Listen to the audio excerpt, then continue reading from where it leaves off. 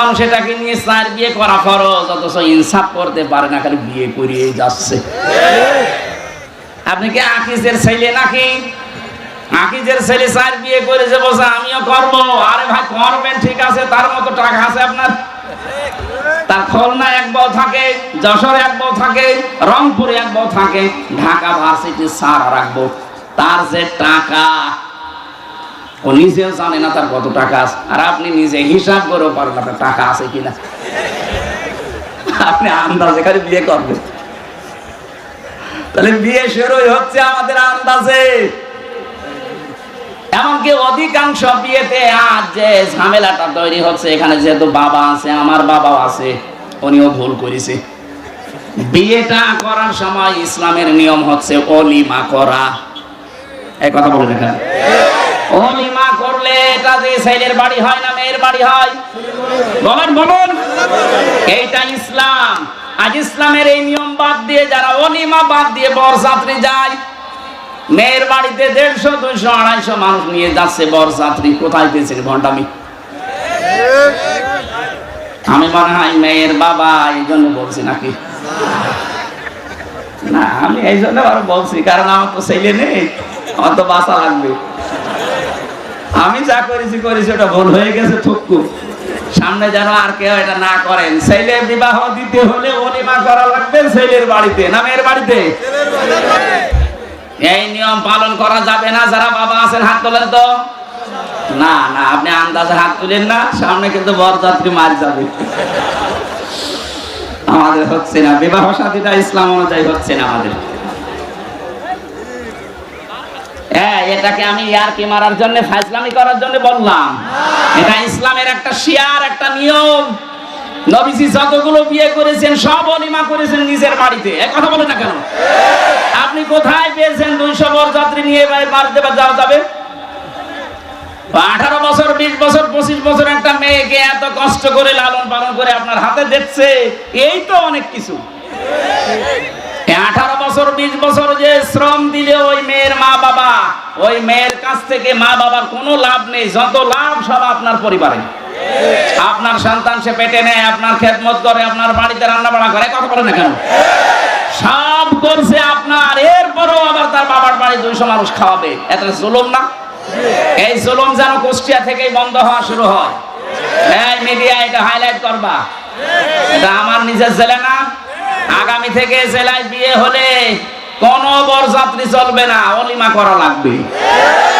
বরযাত্রী যারা আসতে যাবে ওটা ছোট লোক, ইতর বলেন। বরযাত্রী বন্ধ করবেন কারা কারা? হাত তোলেন তো। এই আন্দাজ হাত তুলবেন না, এটা কিন্তু রেকর্ড হচ্ছে। এই দেখেন কত ক্যামেরা। তোলেন তোলেন তোলেন, এই তোলেন।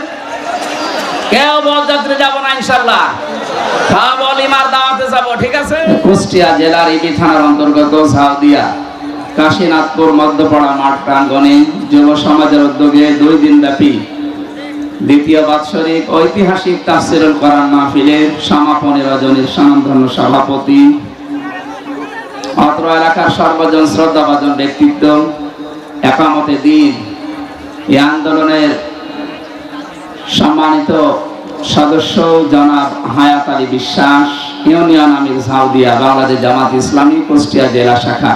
আতাল্লাহু উমরাহু ওয়া বারাকাল্লাহু ফি হায়াতি। বলেন আমিন। সম্মানিত পরিচালক জনাব জুল হক উদ্দিন, এই মাহফিলে এতক্ষণ যারা কথা বললেন, কুষ্টিয়ার কৃতি সন্তান, ইসলামিক চিন্তাবিদ, শিক্ষাবিদ, আমার বড় ভাই জনাব মাওলানা ফারুক আজম জিহাদি, আলোচনা রেখেছেন মাওলানা হুসাইন মাহফুজ চুয়াডাঙ্গা। মাহফিলের প্রধান অতিথি হিসাবে উপস্থিত থাকার কথা ছিল বাংলাদেশ জামাত ইসলামী কুষ্টিয়া জেলা শাখা সম্মানিত জেলা আমির অধ্যাপক মাওলানা আবুল হাসেম। গতকাল যারা এখানে কথা বলেছিলেন, আলেমদের হায়াতে তাজ্জেবা সিহাতে কুল্লিয়া কামনা করছি, বলেন আমিন। মঞ্চে বসা আছেন মাওলানা ওমর ফারুক, মাওলানা খালিদ হাসান সিফাহি, নাম না জানা অন্যান্য ওলামায়ে কেরাম, এই মাহফিলের বরেণ্য সদস্যবৃন্দ, সামনে বসা মুসলমান ভাইরা, পর্দার আড়ালের সম্মানিতা মা এবং বোনেরা, প্রশাসনের ভাইরা, প্রাণপ্রিয় কুষ্টিয়াবাসী, আল্লাহর দরবারে শুকরিয়া জানাচ্ছি যিনি এশার নামাজের পরপরই কোরআন কারীম শোনার জন্য মাহফিলে হাজির হওয়ার তৌফিক দিয়েছে। এটা রাজনৈতিক মঞ্চ নয়। এখানে যারা জামাত ইসলামী করে, যারা ইসলামী ছাত্র শিবির করে, তাদের জন্য আজকের এই অনুষ্ঠান না। হাদা বায়ানুল লিন্নাস হুদাল লিন্নাস, মানুষ পদবাচ্চে যারা বিবেচিত তাদের জন্য আজকের এই অনুষ্ঠান। সে যদি হিন্দু, বৌদ্ধ, খ্রিস্টান, মাজুসি যাই হোক, মুশরিকও যদি হয়, হাত্তা ইসমা কালাম আল্লাহ সুম্মা আবলিগহু মা মানা। আল্লাহ তাআলা বলেন, হে নবী, অমুসলিমরাও যদি কোরআন শুনতে আসে তাদেরকে শুনতে দেবে এবং শোনা হয়ে গেলে নিরাপদে বাড়িতে পৌঁছিয়ে দেবে। যদিও ফেসবুকের মাধ্যমে পলাতক কিছু আসামি এরা উস্কানি দিচ্ছে, দেশে মিথ্যা কিছু সংবাদ দিয়ে। ফেসবুকের কথা 100 ভাগ বিশ্বাস করবেন না, এটা 100 ভাগের প্রায় 98 ভাগই আমার মনে হয় মিথ্যা কথা। গতকালকে আমি ছিলাম মৌলভীবাজার, আপনাদের পাশের গ্রাম মাছপাড়ার কৃতি সন্তান। ওখানকার জেলার এসপি জনাব জাহাঙ্গীর আলম ভাই, জাহাঙ্গীর হোসেন মনে হয় না, জাহাঙ্গীর হোসেন টুটুল সাহেব, উনি জানাচ্ছিলেন যে আমার কুষ্টিয়াতে কালকে আপনার অনুষ্ঠান আছে, এই কথাগুলো বিভিন্ন জায়গায় বলবেন। যারা এই ফেসবুকের পাতায় পা দিয়ে দেশে বিশৃঙ্খলা সৃষ্টির জন্য পলাতক আসামিদের কথা শুনে উদ্বুদ্ধ হচ্ছে, আপনি কিন্তু কয়েকদিন পরে চামড়া হারিয়ে ফেলবেন। কথার অর্থ বোঝেন?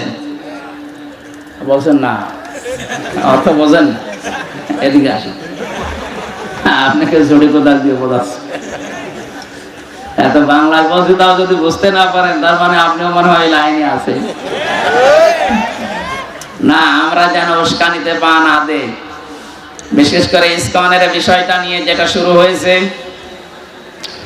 যারা দেশদ্রোহী তাদের কোনো ধর্ম নেই, সে যে ধর্মের লোক হোক, দেশদ্রোহী যারা তাদের বিচার অবশ্যই করা লাগবে, নয়তো এই দেশ তো আমাদেরকে বসবাসের অযোগ্য বানিয়ে ফেলবেন। এমনি ষড়যন্ত্র চলছে, থেমে নেই। যারা এতদিন বলতো আমাদের স্বামী স্ত্রীর সম্পর্ক, তারা কি বসে আছে? সে তো না স্বামীর বাড়ি বসে আছে, আর কেউ আছে তার দোলা ভাইয়ের বাড়ি। আমরা কোথায় যাব? সুতরাং এই ষড়যন্ত্রে আমরা যেন কেউ পা না দেই। উল্টা পাল্টা নিজে বিভিন্ন জায়গায় দেখি ফোন করে, ফোন নিজে রেকর্ড করে, নিজে এডিটিং করে, নিজে আবার ওইটা ছেড়ে দেয়। এটা মানুষের ভিতরে বিভ্রান্তি তৈরি করার জন্য। আমরা এতদিন পাগল ছিলাম, পাগল আমরা ভালো হয়ে গেছি। কথা বলে দেখা, আমরা 15.5 বছরে প্রায় পাগল ছিলাম। সে একটা গল্প শুনেছিলাম যে হাজ্জাজ বিন ইউসুফ, এই লোকটা এত জালেম ছিল, মন্ত্রী পরিষদ যে বলছে, বাদশাহ আপনার জন্য তো বাইরে যাওয়া যায় না, মানুষ শুধু জালেম বলে গালি দেয়। জালেম বলে, আমার দেশে বাস করে আমারে গালি দেয় কে গো? ছদ্মবেশ নিয়ে বাইরে গেছি, রাস্তায় একটা গ্রাম্য লোকের সাথে দেখা।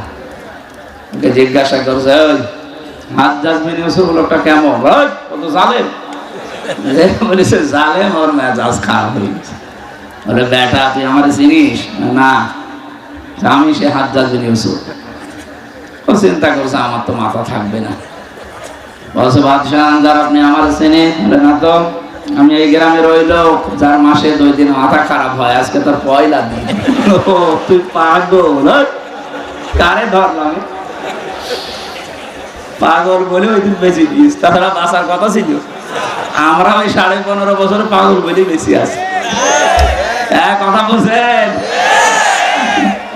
যদি ভালো মানুষ হয়ে বলতাম যে জালেম, আমি রিমান্ডে যখন ছিলাম, আমারে বলছে আপনি ফেসবুকে একদিন বলেছিলেন পৃথিবীর কোন এক দেশের বাদশাহ জালেম।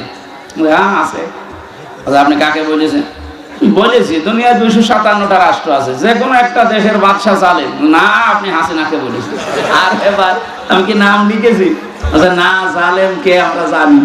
আরে চিন্তা কর, ওরা বলছে জালেম কে আমরা জানি। কি অবস্থায় ছিলাম আমরা!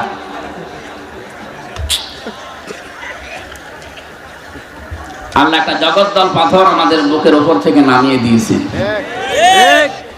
আল্লাহ তাআলা বলেন, ওয়াদানা আনকা বিসরাক আল্লাযী আনকাযা যাহরাক। হে নবী, 1500 বছর আগে আপনার পিঠকে বাঁকা করে ফেলেছিল একটা বোঝা, আমি কিন্তু বোঝাটা নামিয়ে দিয়েছি। ১৫০০ বছর পর আমাদের এই বুকের ওপরও একটা পাথর চাপা দেওয়া ছিল। আমরা বাকরুদ্ধ হয়ে গিয়েছিলাম।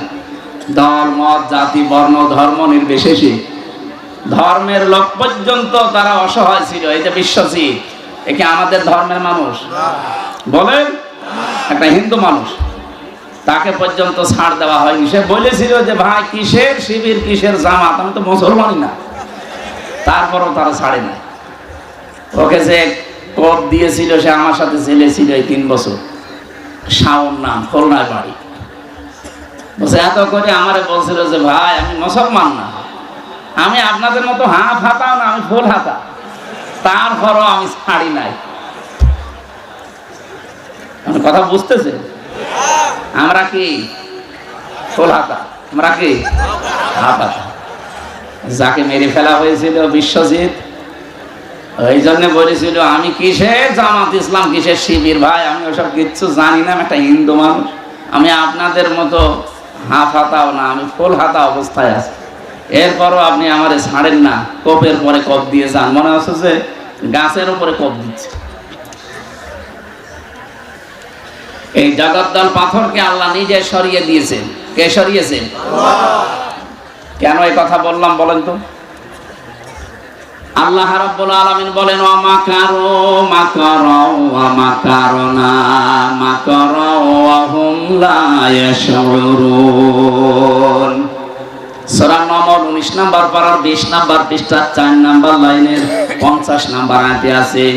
আমি আধুনিক ভাবে তাফসীরের সাথে মিলিয়ে বলছি। ওই মানধাত আমলে কি লেখা আছে ওটা বাদ দিন।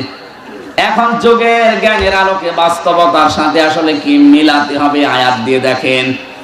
আল্লাহ বলেন এটা হাজার হাজার বছর আগের কথা।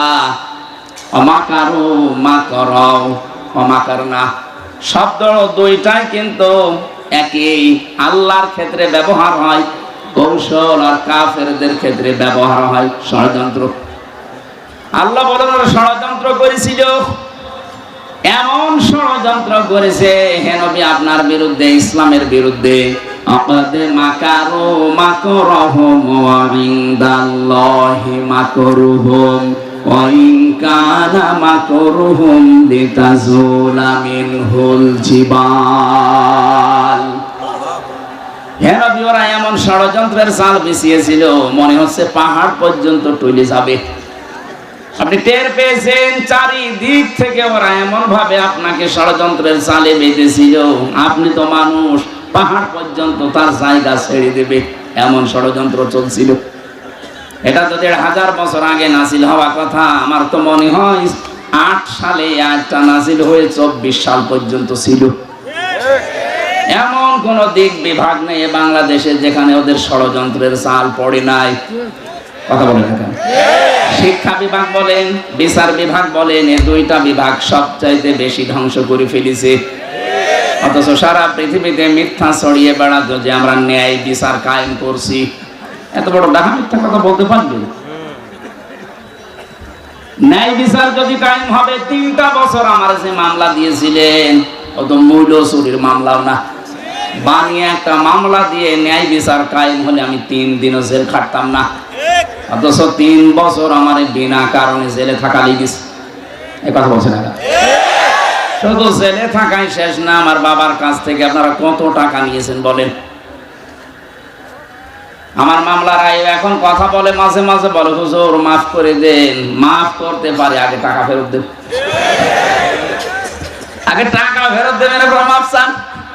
টাকা দেবেন না, খালি মাফ করে দেন। মাফ অত সহজ? এই 15 বছরে যাদের কারণে এই দেশের মানুষ ব্যবসা করতে পারে না, এই যে লোকটা, এর ব্যবসা বাণিজ্য পর্যন্ত আপনি বন্ধ করে দিয়েছেন।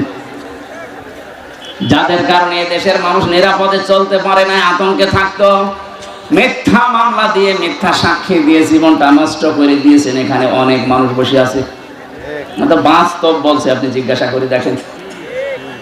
স্টেজে যারা আছে আমার মনে হয় এমন কেউ নেই যে জেল খাটে না। শুধু জেল না, জেলে যাওয়ার পর মিথ্যা সাক্ষী দিয়ে বছরের পর বছর রেখে দিয়েছে। খুন, গুম এবং আয়না ঘরের সাথে যারা জড়িত, যারা ভোট চোর, এই শব্দটা নাকি নতুন শুনছেন? 2008 থেকে শুরু করে 24 পর্যন্ত যতগুলো নির্বাচন বাংলাদেশে হয়েছে, আর এই নির্বাচনের মাধ্যমে যারা নির্বাচিত হয়ে দাবি করেন যে আমি সাবেক এমপি, এদের এমপি বলাও জায়েজ নেই। কিসের এমপি আপনি? আপনি তো ভোট চোর।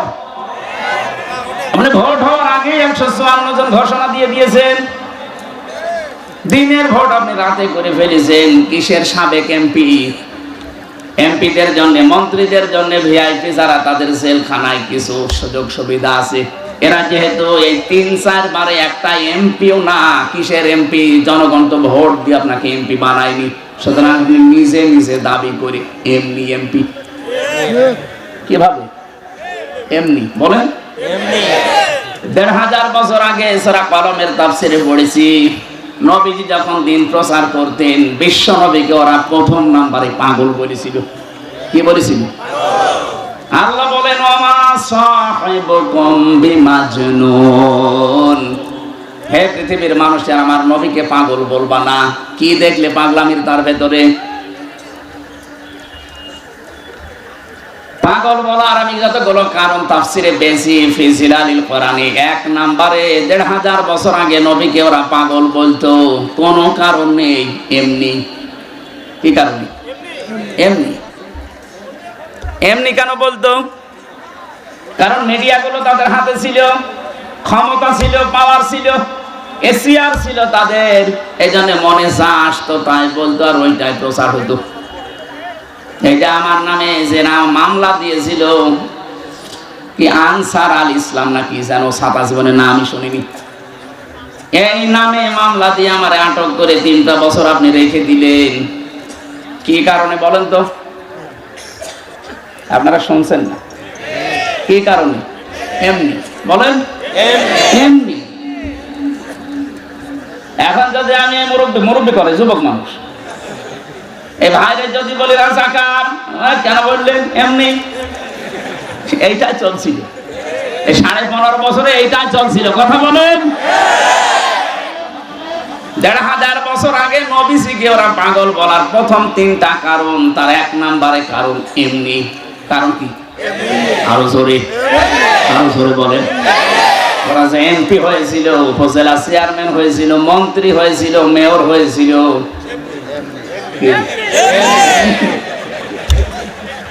এর প্রমাণ আমাদের এই যে আমার চাচা তো চেয়ারম্যান ছিল, এমনি। কি আরম্ভ হয়েছিল বলেন তো? আল্লাহ পাক বলেন, এমন ষড়যন্ত্র মানুষগুলো করেছিল যে পাহাড় পর্যন্ত টলে যাবে। এরপরের শব্দ কি? এখানে যারা আলেম আছে, ফারুক আজম ভাই, আল্লাহ পাক পরের শব্দটা এমন ভাবে মিলিয়েছেন, আপনি এই শব্দটা নিয়ে গবেষণা করবেন। অমাকারুনা মাকরন, শব্দ কিন্তু একই, এখানে ফাইল কর্তা সরাসরি আল্লাহ নিজে। আল্লাহ বলেন, ওরা করেছে ষড়যন্ত্র আর আমি করেছি কৌশল। কৌশল করেন কে? আল্লাহ। শব্দ এক, কিন্তু জায়গা বিশেষে অর্থ আলাদা। আল্লাহর ক্ষেত্রে ষড়যন্ত্র শব্দ মানায় না। কথা বলেন না কেন? ইসলামের পক্ষে যারা দেশে কাজ করবে ওইটা জিহাদ, ওই কাজটা ইসলামের বিপক্ষে করলে ওইটা সন্ত্রাস। শব্দ এক, কাজ এক, কিন্তু ইসলামের পক্ষে করলে জিহাদ হবে, ইসলামের বিপক্ষে ওইটা করলে সন্ত্রাস হবে। ইসলামের পক্ষে কেউ কলম ধরলে, যে খালিদ হাসান সিপাহী সাংবাদিক ইসলামের পক্ষে কলম ধরে, এই জন্য উনি হচ্ছে জিহাদকারী মুজাহিদ।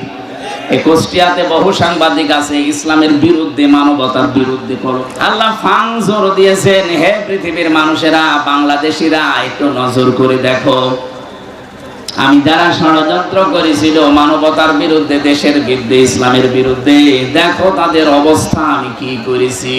আন্না দাম্মারনাহুম, অবশ্যই আমি আল্লাহ নিজে তাদেরকে ধ্বংস করে দিয়েছি। ওয়াকওমাহুম আজমাইন, এবং তাদের সকলকে আমি নির্মূল করেছি। এ দায়িত্ব নিয়েছে কে? আল্লাহ। আর জোরে বলেন আল্লাহ। দায়িত্ব নেওয়ার পরে কয়েকটা কথা এখানে জানিয়েছেন। তার সর্বপ্রথম কথা এইটা, যেটা এ দেশের সাথে 100 ভাগ খাপের খাপ মিলে গেছে। ফাতিলকা বুয়ুতুহুম খাবিয়াতাম বিমা যালামু, না আপনারা শুনছেন না মনে হয়। কি টাকার জন্য মাহফিল দিয়েছেন শুধু? আরে ভাই কথা তো শোনা লাগবে, এখানে ডিস্টার্ব করে দেন, কেউ আসবেন না। আমি কিন্তু প্রশ্ন করবো, আমি 1 ঘন্টা কথা বললে আরো 10টা প্রশ্ন করবো।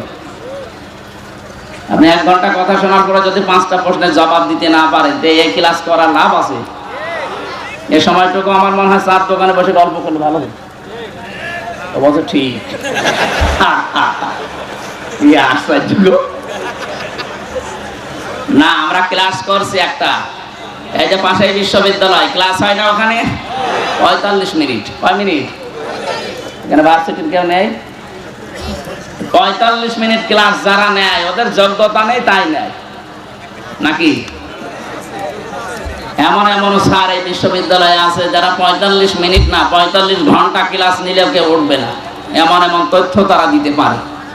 কিন্তু সরকার নিয়ম করে দিয়েছে 45-50 মিনিটের বেশি তুই ক্লাস নিতে পারবি না, তুমি চলে যাও, আর নতুন স্যার আসবে। কেন? মানুষের এই মেধায় কথা ধরার একটা লিমিট আছে। আমি বলেই গেলাম, আপনি শুনেই গেলেন। একদিক থেকে শুনবেন, 45 মিনিটের পরে যা আসবে আগেরটা মুছে যাবে। এই জন্য নিয়ম হচ্ছে এই ক্লাস এইভাবে করানো। আমি তো গতানুগতিক কথা বলছি না, আপনি মিলাবেন দেখবেন একেবারে কোরআনের সাথে মিলে যাবে। এর পরের শিক্ষাটা আমি দেব। আল্লাহ পাক বলেন ফাতিলকা বুয়ুতুহুম খাবিয়াতাম বিমা যালামু। দিয়েছেন এখানে যারা আরবি গ্রামার আর বালাগাত মানতিক বোঝে, ফা শব্দটা 13টা অর্থে ব্যবহার হয়। আল্লাহ পাক তিলকা দেওয়ার আগে ফা দিয়ে মনে হচ্ছে এই আঙ্গুল দিয়ে আমাদেরকে দেখাচ্ছে, ওই বাংলার মানুষেরা, ফাতিলকা বুয়ুতুহুম বাইতুন না বুয়ুত বহু বচন, এই সেই ঘর। এই সেই, এই জবাব দেন না কেন? আল্লাহ বলেন এই সেই ঘর। কি এই ঘর? কি একটা ঘরের নাম না দিয়ে বহু ঘরের নাম দিলেন কেন? এই যে এই সেই ঘরগুলো খাবিয়াতাম বিমা যালামু, জনশূন্য হয়ে আছে, উজাড় গৃহ বানিয়ে দিয়েছি, সার সৈন্য বানিয়ে দিয়েছি তাদের জুলুমের কারণে। কারণ এই ঘরের ভেতরে বসে জুলুমের দুর্বিসন্ধি করত। আপনি দেখেন আগস্টের 5 তারিখের পরে বিকাল 5টা বাজতে বাজতে জালেমদের বাড়ি ঘরের ইট পর্যন্ত জনগণ খুলে ফেলেছে। এর 1 নাম্বার প্রমাণ আমাদের হানিফ সাহেবের বাড়ি। আবার কি দেখাবেন আপনি? বাড়ির ইট পর্যন্ত খুলে নিয়ে চলে গেছে মানুষ। আমি গত পরশু দিনও বাড়ির সামনে দিয়ে যাওয়ার সময় দেখেছি বাড়িটা মনে হচ্ছে উজাড় গৃহ হয়ে গেছে। এখন জাতীয় টয়লেট বানাতে দেরি। কাবা শরীফ একবার তাওয়াফ করছিলাম 16 সালে। হঠাৎ আমি উপরে গেলাম, দেখি আমার পেটে ব্যথা করছে। ওই দেশের যে পুলিশ আছে বললাম, ইয়া সাদেক, হে বন্ধু, আমার পেটে ব্যথা করছে, কি করা যায়? আমার বলছে কি, ইয়া হাজিউল হুজ্জা দায়না বিলা দুকা, ও হাজি দেশ কোথা? আমি যে তুমি বাংলাদেশ থেকে এসেছি। আমার বলছে, হাজি আপনি জানেন না এটা কোন জায়গা? আমি না তো, আবু জেলের বাড়ি। আপনি এখনো পায়খানা না করে দাঁড়িয়ে আছেন, তাড়াতাড়ি করেন। পায়খানা করে দেখি আমার পেটের ব্যথা ভালো হয়ে গেছে। আল্লাহ যেন আমাকে জানাতে যাচ্ছে, হামজা এত টাকা খরচ করে আসলে আর শয়তানের বাড়ি পায়খানা না করে চলে যাবা, তাড়াতাড়ি করো। 1500 বছর পরে আমার মনে হচ্ছে আল্লাহ ঠিক বাংলার জনগণের পেটে। আর জালেমদের বাড়িগুলো যেহেতু এখন সব পরিত্যক্ত হয়ে গেছে, 3 মাসের ব্যবধানে বাড়িগুলো এখন উজাড় গৃহ। কথা বলে না? 3 দিন আগের পেপারে দেখলাম ঢাকার ওই বড় বাড়িটা, যারা আবেগ নিয়েছে চুমা খেত, 3 মাসের ব্যবধানে এখন দল বেঁধেছে টয়লেট করছে। 4-5 জন একসাথে যে 4-5 দিকে সব মুখ দিয়ে টয়লেটে বসে আছে। কি বিদ্যুতের দায়িত্বে আছে কারা? পেপারে দেখার পরে আমার ওই 16 সালের হজের এটা মিলিয়ে বাংলাদেশের এখন বিভিন্ন জালেমদের বাড়িঘর আর শিক্ষা প্রতিষ্ঠান, ওদের যে অফিস, এগুলো মিলিয়ে দেখতে পাচ্ছি আল্লাহ যেন আমাদের পেটে ব্যথা দিচ্ছে আর জালেমদের বাড়ি ঘরগুলো ভরার জন্য। এবার আসেন তো এখান থেকে কি পেলেন? এদিকে তাকান, কি পেলেন এখান থেকে? খালি শুনিয়েই যাবেন, আমি বলে যাব না। এখান থেকে এবার শিক্ষাগুলো বের করি। আল্লাহ পাক বলেন খাবিয়াতাম বিমা যালামু, তাদের এই জুলুম করার কারণে বাড়ি ঘরগুলো আজ জনশূন্য হয়ে আছে, উজাড় গৃহ হয়ে গেছে, সার শূন্য। এখন ভূত বাস করে না। 3 মাসের ব্যবধানে যদি আল্লাহ এরকম করে দিতে পারে, আগামীতে যারা চেয়ারে বসবেন তারাও যদি জুলুম করেন তাদের বাড়ি ঘর আল্লাহ উজাড় গৃহ বানিয়ে দেবে। এটা 1 নাম্বার গেল। এরপরেও যদি কেউ শিক্ষা না নিয়ে ও যদি মনে মনে চিন্তা ভাবনা করে, দাঁড়ান বসি আগে চেয়ারে দেখেন কি করি, কথা বলে না কেন? এই যে দাঁড়ান বসি দেখেন কি করে, এই চিন্তা ভাবনা করে জালেমরা, যাদের আল্লাহ হেদায়েত থেকে চিরবঞ্চিত করে দিয়েছে। কারণ যারা জুলুমের সর্বশেষ সীমানায় পৌঁছে যায় তাদের হেদায়েতের রাস্তা আল্লাহ বন্ধ করে দেয়। ইন্নামা নুমলি লাহুম লিয়াজদাদু ইসমা ওয়া লাহুম আযাবুম মুহিন। রব্বুল আলামিন বলেন, হে পৃথিবীর মানুষেরা, যখন তোমাদের পাপের বোঝা পরিপূর্ণ হয়ে যায় তখন আমি আর ছাড় দেই না। হয়তো ছেড়ে দিয়েছিলাম কিন্তু আর ছাড় দেই না। যন্ত্রণাদায়ক অপমানজনক শাস্তি তোমাদের জন্য রেডি করে রাখি। এই আয়াতটা যে কত বাস্তব তার প্রমাণ বাংলাদেশের এই বিচারপতি কালামানিক। সুপ্রিম কোর্টের একজন বিচারপতি, তার আল্লাহ কলার পাতায় শুইয়েছে, তার বিসি পর্যন্ত উড়ে গেছে, সংসার করার কাজ শেষ। কথা বলছেন আর কি দেখাবে আল্লাহ মহিন, আর কি দেখাবে? এত বড় অপমানজনক শাস্তি আল্লাহ দিয়েছে। আমার মনে হয় যদি এখন জেল থেকে বের হয়ে এই ঝাউদিয়ার রাস্তায় হেঁটে যায়, বাচ্চারা পিটিয়ে মেরে ফেলবে। আর আমার মনে মনে ধারণা হচ্ছিল 2024 সালের 5 আগস্টে 1:30টার সময় উনি যে হেলিকপ্টারে করে চলে যাচ্ছিলেন, যদি আল্লাহ না করুক পড়ে যেতেন, জনগণের সামনে পড়লে পিটিয়ে মেরে ফেলত। কথা বলে না কেন? কি ক্ষোভ তৈরি হয়েছিল মানুষের উপরে বলেন। এই আয়াতের শেষের শব্দ এটা, ইন্না ফি যালিকা লাআয়াতাল লিকওমিন ইয়ালামুন।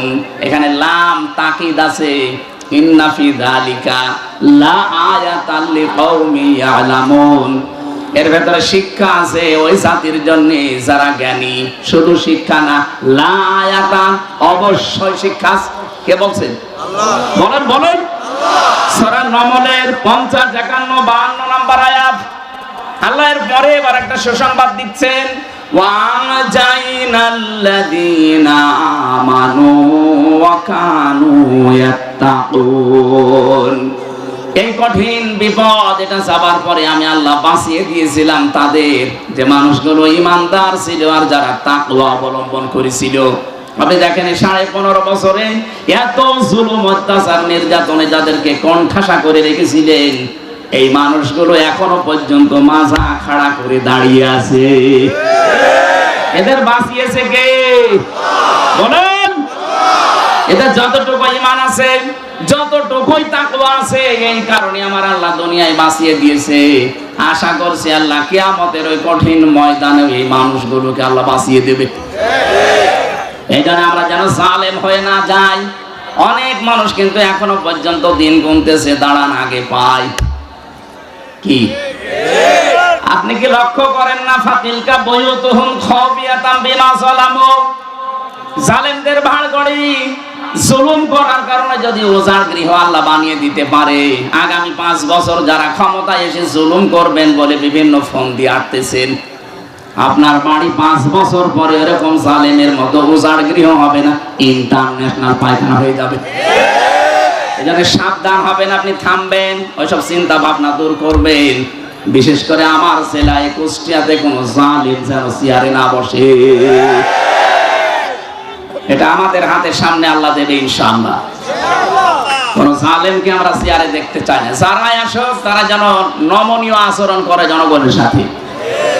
এই আয়াতের পরে আরো 8-9টা আয়াত আছে। এই তথ্যগুলো আমরা তো ওই বিষয়ে আলোচনা যাইনি। আমরা আজকে একটা গুরুত্বপূর্ণ বিষয় সামনে নিয়েছি। সূরা বাকারা কোন সূরা? বলেন বলেন।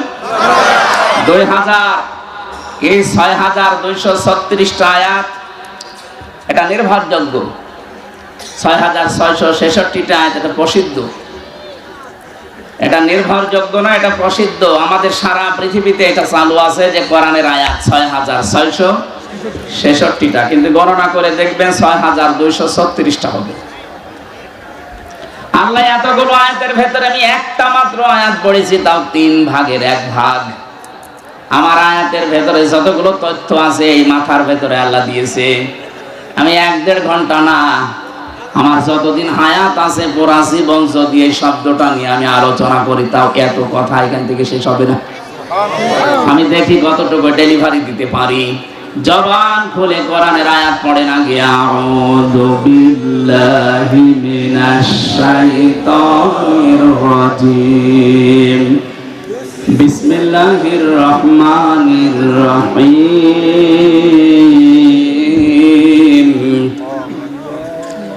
ইয়া আইয়ুহাল্লাযীনা আমানু দুখুলু ফিস-সিলমি কাফা।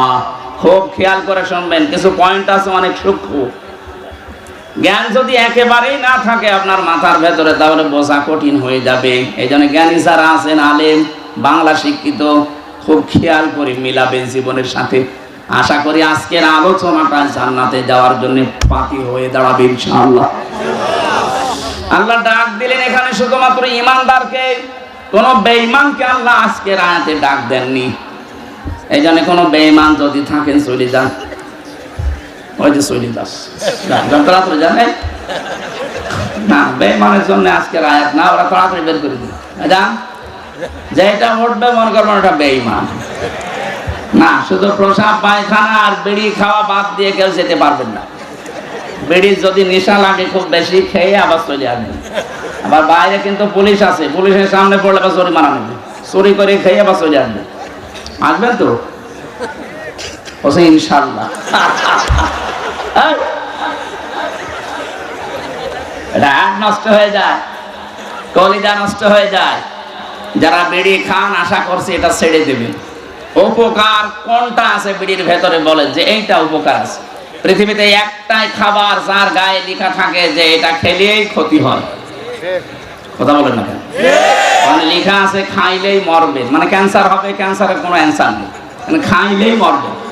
কিন্তু আমরা জানি এই কাজ আর না করি বলে অন্য জিনিস খান। বিড়ি বাদ দিয়ে আমার মনে হয় সিগারেট খাওয়া ভালো।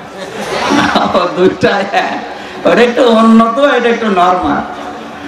আমি তো আকিস গ্রুপে ছিলাম, আমি দেখেছি ওদের ওই রংপুরে কারখানা আছে, তড়িগ্রামে আছে, যশোরে আছে, কিভাবে বানায় আমি দেখেছি। ছাগলে পর্যন্ত মুখ দেয় না। যেটা ছাগল খায় না সেটাই পাগলরা খায়। আশা করছে পাগলামি আর করা যাবে না। আমি আকিসের মালিককে বলেছিলাম, স্যার এক কাজ করেন, বিড়ির ছাতা বাদ দিয়ে অন্য কিছু বানান। হুজুর আমি ছেড়ে দেবো। উনি অলরেডি ওটা বাদ দিয়ে আমেরিকা টোবাকের কাছে, কুষ্টিয়া তো মনে হয় বানায়, ভাদালিয়ার পাশে। এটা অলরেডি ওনার তো একটা দুইটা না, 3টা মা 15টা ভাই বোন, এতগুলো আবার এক জায়গায় হওয়া লাগবে তো। এই জন্য একক সিদ্ধান্তে ওনারা পারে না, চেষ্টা চালাচ্ছে ওগুলো সব বাদ দিয়ে খাবার তৈরি করার জন্য, মানুষের যেন উপকার হয়। আল্লাহ তাদেরকে যেন তৌফিক দেন, অন্তত আকিস বিড়ি, আজিজ বিড়ি এগুলো যেন আস্তে আস্তে দূর হয়ে যায় দেশ থেকে। হারামের ভেতরে কোনো বরকত নেই। প্রশ্ন আসতে বলে তাহলে ওদের বরকত হচ্ছে কি করে? আরে ভাই, বরকত কি ওইটার নাম? বরকত কি আমরা আয়াতের 5 নাম্বার পয়েন্টে আছে, বলবো ইনশাআল্লাহ। তাহলে ইমানদারকে আল্লাহ ডাক দিয়েছেন। আমার প্রশ্ন যে আমার ভেতরে ঈমান আছে, আমি এটাকে কিভাবে টের পাবো?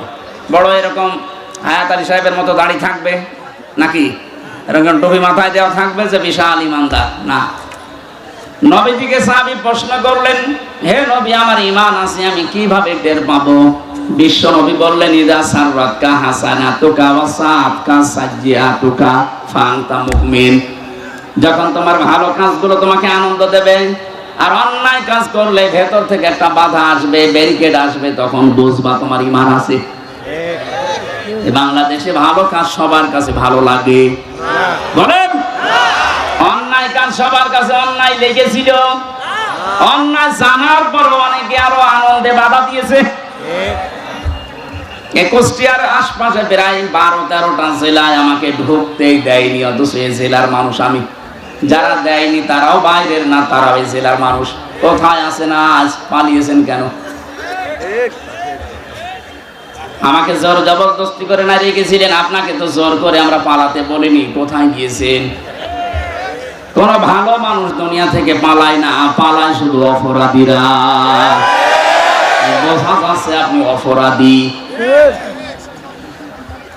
এই যে ভালো কাজগুলো আপনি বন্ধ করে দিয়েছিলেন এই দেশে, কোরআনে কারিমের কথা বলা এটা যে ভালো কাজ ও পাগলও জানে। এই কথা বলে না কেন? কয়েকদিন আগে যশোরের সরকারি কলেজের এক অধ্যাপক, বিসিএস ক্যাডার লোকটা, ওনার আমি 3 মাস সময় দিয়েছিলাম যে স্যার আপনি আমাদের ধর্মীয় গ্রন্থ, আপনি তো হিন্দু মানুষ, কোরআনে কারিমটা পুরা আমাকে পড়ে জানাবেন। আপনাকে আমি ইসলাম গ্রহণ করতে বলছি না, কিন্তু আমার ধর্মীয় গ্রন্থ পড়বেন। মানে তাফসির কিনে পড়েছিলেন পুরাটা। 3 মাস পরে দেখলাম মুসলমান হয়ে গেছে। আমরা তো কোরআনের কারণে মানুষদেরকে দ্বীনের পথ দেখাতাম, আর আপনারা ভালো ভালো কাজগুলো যেদিন হবে সেই দিন পুলিশ দিয়ে বন্ধ করে দিতেন। আমার নিজের এই যে পাশে পাঠিকা বাড়ি, আমার ইউনিয়ন আমার উঠতে দেয়নি স্টেজে। কেন? আমি কি আপনার মেয়ের দিকে তাকিয়েছিলাম? আর আপনার যে মেয়ে, ও কি তাকানোর মতো? বলে না মেয়ের দিকে তাকানো যায়? কোন নজরে আমি তাকাবো?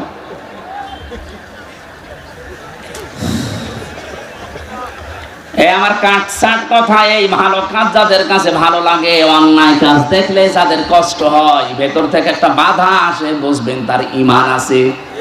আর অন্যায় কাজ দেখলে যার ভেতর থেকে একটা বাধা আসে না, আরো আনন্দ লাগে, বুঝবেন আপনার ঈমান নেই। আপনার দাড়ি থাকলেও, নামাজ থাকলেও, রোজা থাকলেও আপনি বেঈমান। এবার ঈমান আছে কাদের আপনি অবশ্যই টের পেয়েছেন। তাদেরকে আল্লাহ এবার ডাক দিলেন, উদখুলু ফিস-সিলমি কাফা।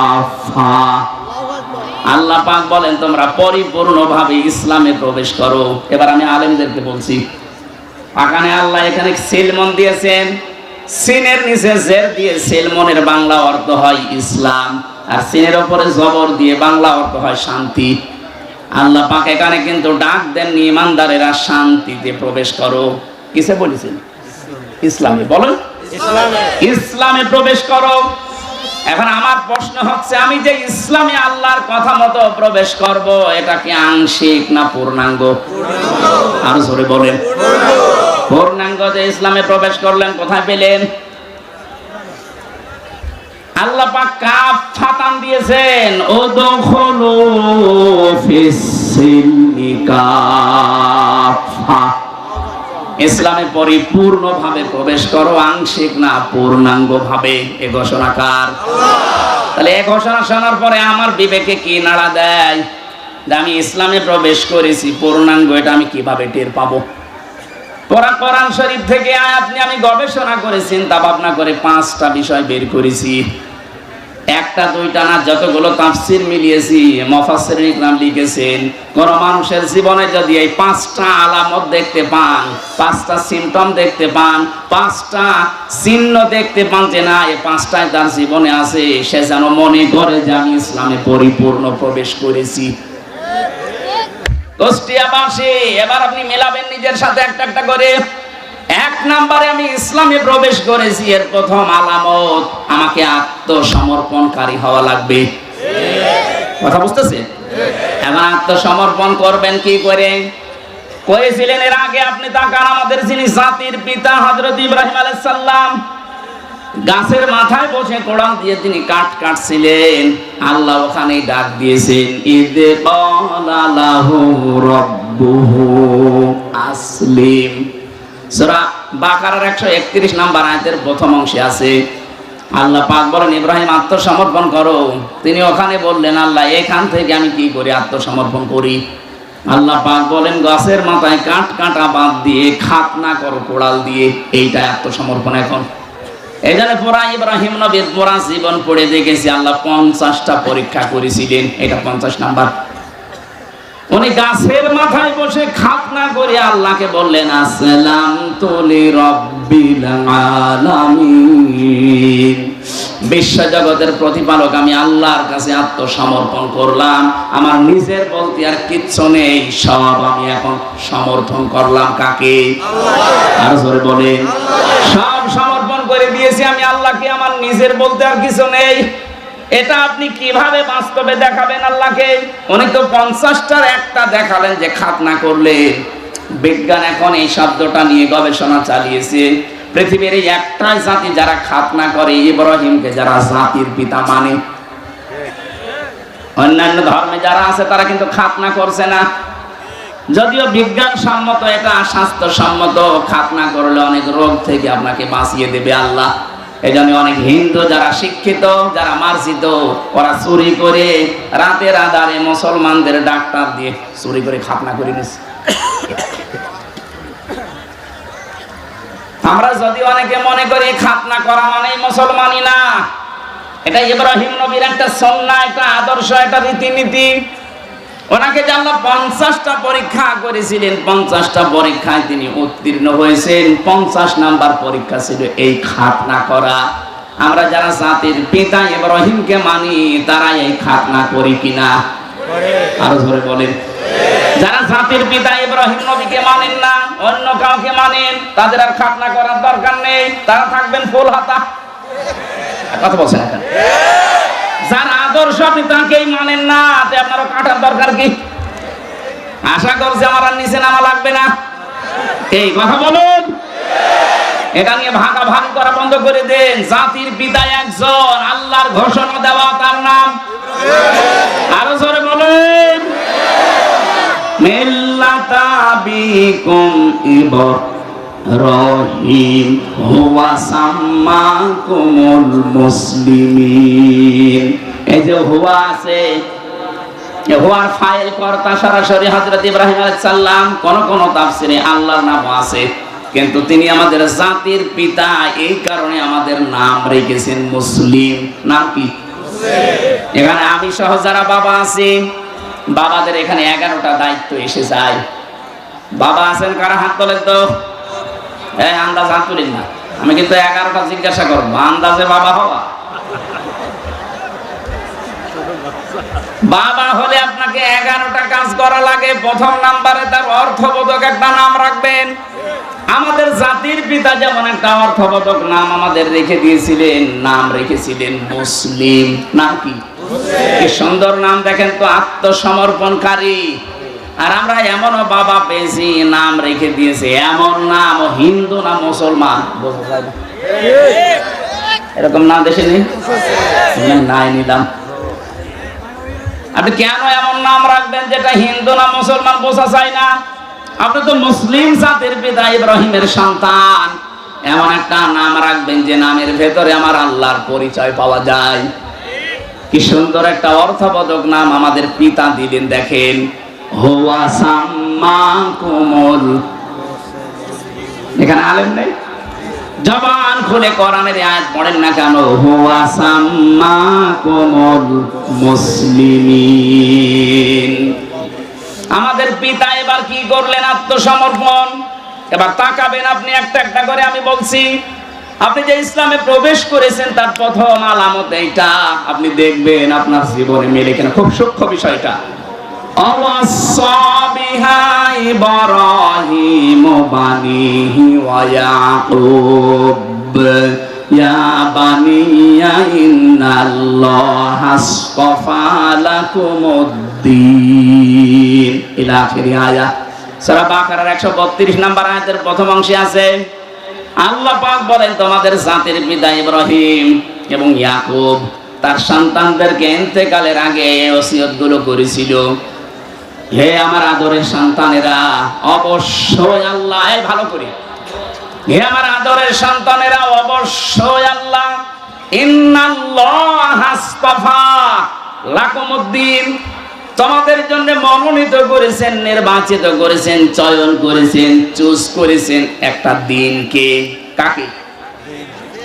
এ পর্যন্ত যদি না বোঝেন পরের শব্দ বুঝবেন না। তোমাদের জন্য আল্লাহ নির্বাচিত করেছেন, পছন্দ করেছেন একটা দিনকে কাকে কি দিন? এই রাতের পরে যে দিন আসবে ওই দিন না। দিন এখন সারা পৃথিবীতে চলছে ৪৫০০ দিন। দিন মানে যদি ধর্ম মনে করেন ৪৫০০ ধর্মের লোক এই দুনিয়ায় এখন আছে। ২৫৭টা রাষ্ট্রের ভেতরে চলছে এটা। ২৫৭টা রাষ্ট্র আছে। আমি ছোটখাটো যতগুলো রাষ্ট্রে ঘুরলাম, বাংলাদেশের চার রাষ্ট্রগুলো কোনটা ৮ ডবল, কোনটা ১৪ ডবল, কোনটা ২৯ ডবল। বাংলাদেশের চাইতে মালয়েশিয়া গিয়েছিলাম ৮ ডবল বড়। এর চাইতে সৌদি আরব ১৪ ডবল বড়। এর চাইতে পাশের রাষ্ট্র ইন্ডিয়া ২৯ ডবল বড়। আমেরিকায় কিছুদিন পরে আমার ভিসাটা গিয়েছি, আমি যাচ্ছি ওখানে বাংলাদেশের চাইতে ৫৯ ডবল বড় ওই দেশটা। আমেরিকার কাছে বাংলাদেশ একটা গ্রাম না, গ্রামও না।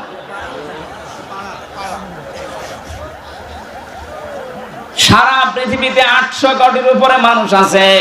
৪৫০০ ধর্মের দিনের মানুষ আছে। আল্লাহ পাক বলেন দিন হিসাবে আমি তোমাদের জন্য যেটা পছন্দ করলাম, ইন্নাদ-দীনা ইনদাল্লাহিল ইসলাম, তোমাদের জন্য আমি আল্লাহর কাছে একমাত্র মনোনীত ধর্মের নাম ইসলাম।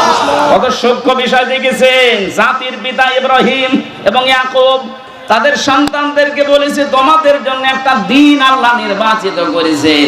সেই দিনের পরিচয় সূরা আলে ইমরানের ১৯ নম্বর আয়াতে দিচ্ছেন আল্লাহ। সেই দিনের নাম আবার বলেন না কেন? আল্লাহ রাব্বুল আলামিন ইসলাম বলে শেষ করে দেননি। সূরা আলে ইমরানের ৯৫ এর ৮৫ নম্বর আয়াতের ব্যাখ্যাটা আরো বিস্তারিত দিয়েছেন।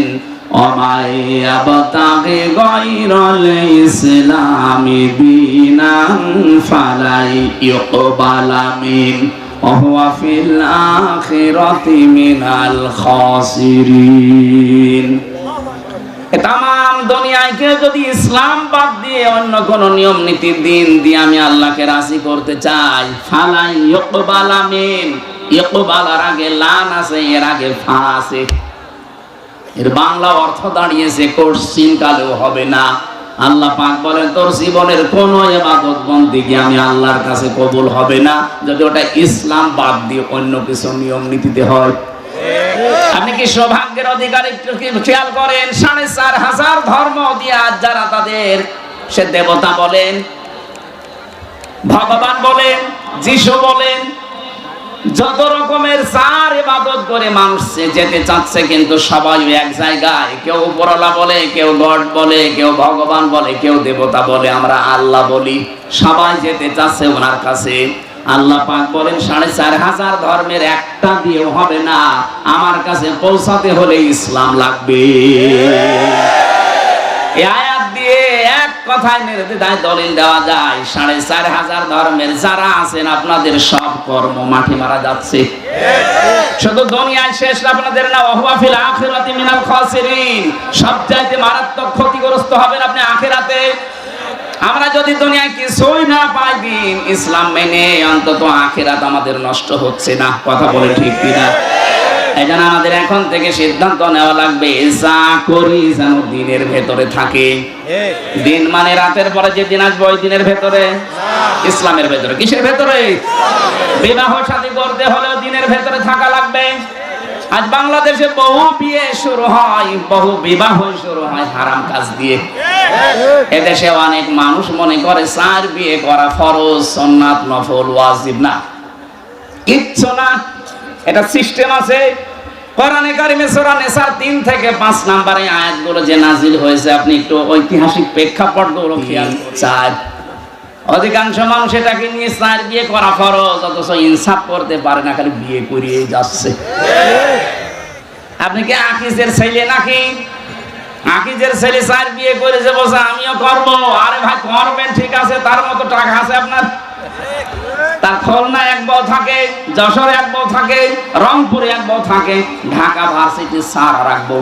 তার যে টাকা ও নিজেও জানে না তার কত টাকা আছে, আর আপনি নিজে হিসাব করেও পারেন না টাকা আছে কিনা।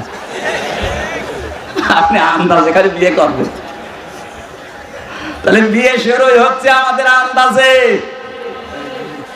এমন এমনকি অধিকাংশ বিয়েতে আজ যে ঝামেলাটা তৈরি হচ্ছে, এখানে যেহেতু বাবা আছে, আমার বাবাও আছে, উনিও ভুল করেছে।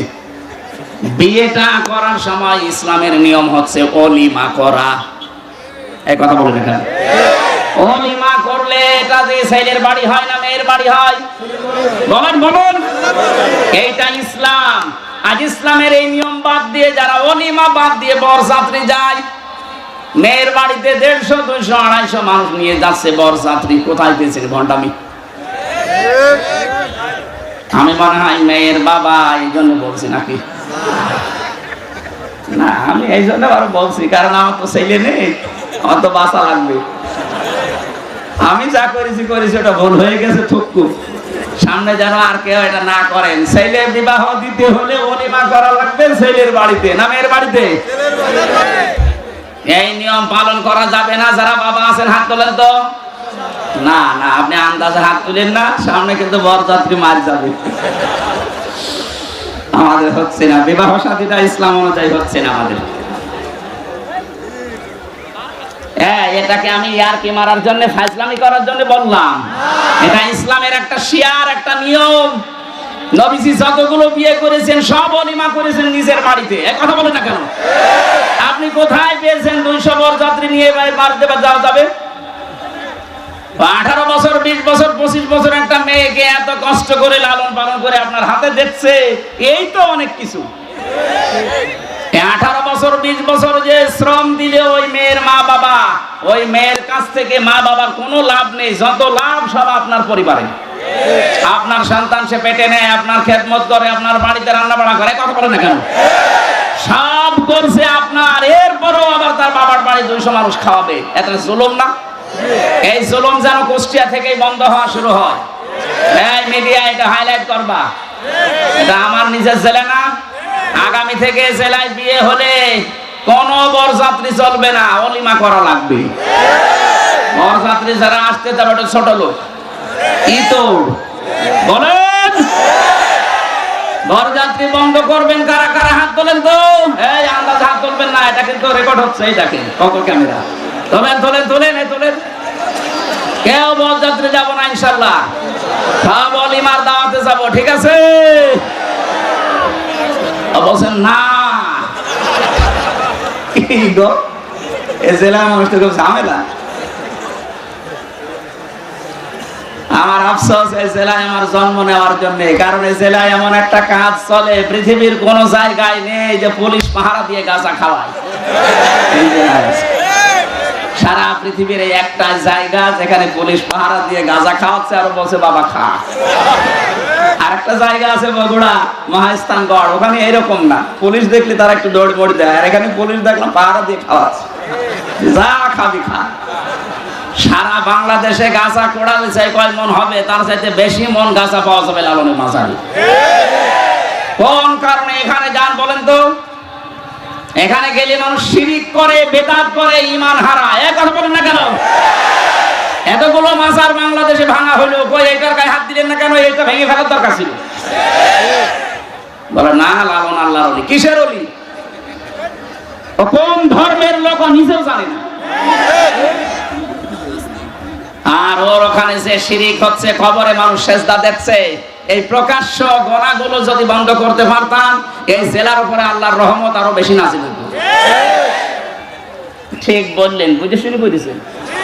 আমি এবার বলছি, সূরা আলে ইমরানের 93 নম্বর আয়াতটা পড়বেন বাড়ি যে, ওমান দাখালাহু কানা আমিনা।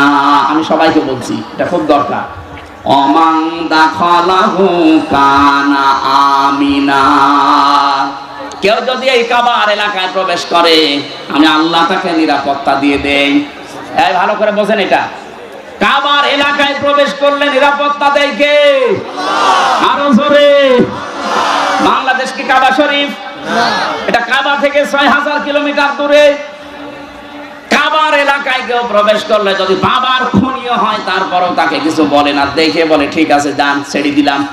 কাবার এলাকার বাইরে চলেন, আপনাকে আমি দেখছি। কি নিরাপত্তা দিয়ে আল্লাহ ঢেকে রেখেছেন কাবার চত্বরটা। আমরা চাই বাংলার এই ৫৬,০০০ মাইল যেন বর্গ মাইল যেন কাবার চত্বরের মতো নিরাপত্তা দিয়ে ঢেকে যায়।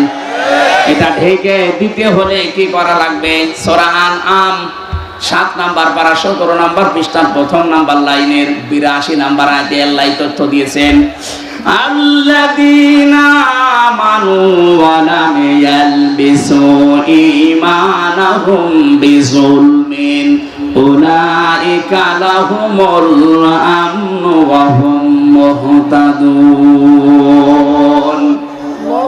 আল্লাহ পাক বলেন যারা ঈমান আনবে আর ঈমানের সাথে জুলুমকে মিশ্রণ করবে না। এখানে জুলুম মানে শিরক। যাদের ঈমানের সাথে তারা শিরককে মিশ্রণ করবে না, উলাইকা লাহুমুল আমনু। এই যে এই আঙ্গুল, আল্লাহ যেন তার কুদরতের আঙ্গুল এভাবে কুষ্টিয়াবাসীকে দেখিয়ে বলছে, ওই সাউদিয়ার মানুষগুলো শোনো, উলাইকা লাহুমুল আমনু, এই মানুষগুলোই নিরাপত্তার হকদার। তাহলে বাংলাদেশে যদি আমরা এই ৫৬,০০০ বর্গ মাইল নিরাপত্তা দিয়ে ঢেকে রাখতে চাই, শিরক মুক্ত ঈমান আমাদের তৈরি করা লাগবে। অথচ শিরক তৈরি হচ্ছে আমাদের জেলা থেকে। আশা করছি এটা বন্ধ করা আমাদের ঈমানের দায়িত্ব। কথা বলেন ঠিক কিনা? এটা শুধু বন্ধ করবে তারা যারা টুপি মাথায় দেয়। হ্যাঁ, হযরত ইব্রাহিম নবী যখন ইসমাঈলকে জবাই করার জন্য ছুরি হাতে নিয়ে উদ্যত হলেন, আল্লাহ তখন ডাক দিয়েছিলেন, ফালাম্মা আসলামা ওয়া তাল্লাহু লিল জাবিন। এই আলেম না এখানে? ফালাম্মা আসলামা দিয়ে বচন দিয়েছেন। আল্লাহ পাক বলেন দুইজনেই যখন রাজি এগ্রি হয়ে গেছে আল্লাহর বিধান পালন করার জন্য, তখন বিধানটা পালন করা সহজ হয়েছে। ইব্রাহিম নবী যদি বলতেন আমি জবাই দেব, ইসমাইল যদি বলতেন না আমি হব না, জীবনও আল্লাহর বিধান পালন হইতো না। ইসমাইল যদি বলতেন ঠিক আছে আমি জবাই হব, ইব্রাহিম যদি বলতেন না ৮৩ বছর বয়সে ধরে পেয়েছি জবাই করব না, আল্লাহর বিধান কায়েম হইতো না। দুইজনেই রাজি, এজন্য আসলামা দুই বচন দিয়েছেন আল্লাহ। আজ বাংলাদেশে যারা টুপি মাথায় দেয় এরা, আর যারা টুপি মাথায় দেয় না তারাও তো মুসলমান। সবাই যদি আমরা ইব্রাহিম আর ইসমাইলের মতো ভূমিকায় আসতে পারি, যারা দায়িত্বে আছেন ১৬২৮টা মানুষের দায়িত্বে আছে বাংলাদেশের, এরা ইব্রাহিমের ভূমিকায় আসা লাগবে। 18 কোটি জনগণ আমরা ইসমাইলের ভূমিকায় যাওয়া লাগবে। এই দেশে অবশ্যই আল্লাহর বিধান কায়েম করা সহজ হয়ে যাবে। আমরা এই দেশকে কাবার চত্বরের মতো নিরাপত্তা দিতে চাই। কথা বলেন না কেন? তাহলে আমি যে শব্দটা নিয়েছিলাম দিন হিসাবে, যারা ইসলাম বাদ দিয়ে বিয়ে করছেন বিয়ে হচ্ছে না, আজকে থেকে বরযাত্রী বন্ধ, অলিমা শুরু ইনশাআল্লাহ। এই জেলা থেকে শুরু হবে। মেয়েরা যারা এসেছেন, সম্মানিতা মা বোনেরা, আপনি যদি আত্মসমর্পণ করে ইসলামে প্রবেশ করতে চান, 4টা কাজ আপনার জীবনে থাকা লাগবে। ইদা নাসারা ইলাইহা সাররাতুহু, স্বামী যখন বাইরে থেকে এসে আপনার দিকে তাকাবে, স্বামীকে আপনি আনন্দ দেবেন। কিন্তু অধিকাংশ মেয়েরা এটা আজ করে না, এই জন্য অনেক স্বামী বাইরে লাইন করে। দেখছেন? বলছে ঠিক, তার মানে এলাকায় চলছে।